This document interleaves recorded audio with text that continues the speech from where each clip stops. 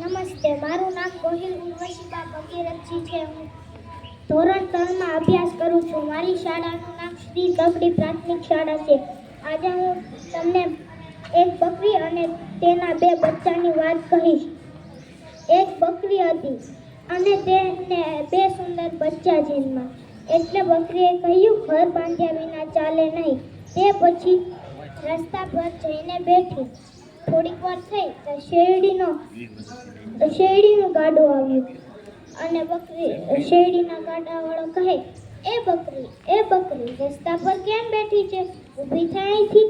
બકરી બહેન કહે, બકરી તારી માં અને બકરી તારી બેન. બકરી કોને કહે છે? બકરી બેન નથી કહેવાતું. શેરડીના ગાડાવાળો કહે, ભાઈ સાહેબ, ભૂલ થઈ ગઈ. બકરી બેન જરા બાજુએ ખસો. લો, હું તમને એક શેરડીનો ભારો આપું છું. બકરી કહે, હા, એમ કરો તો હું ઉઠું છું. શેરડીનો ભારો પેલા ઝાડ નીચે મૂકી દો.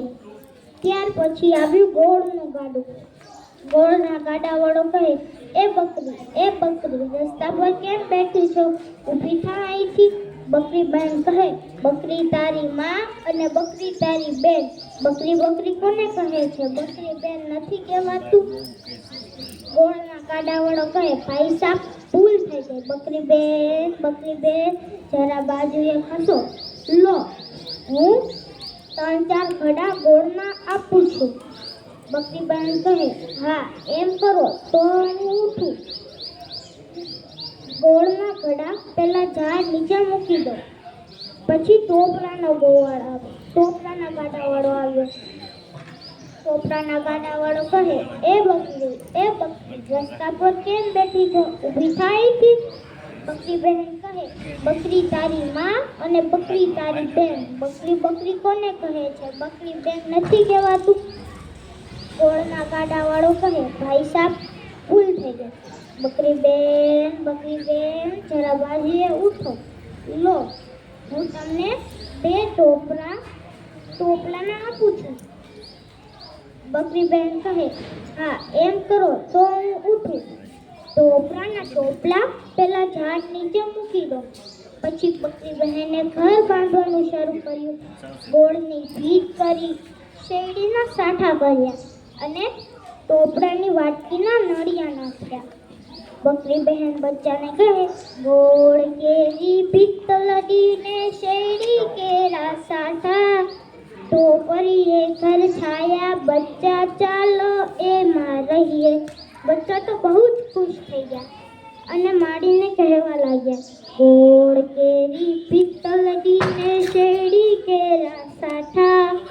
ટોપરીએ ઘર છાયા, માડી ચાલો એમાં રહીએ.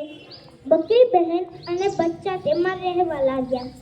પછી બકરી બહેન ચરવા ગયા અને સાંજે પાછા આવીને બારણા ખખડાવે છે. અંદરથી બચ્ચા કહે, એ કોણ છે?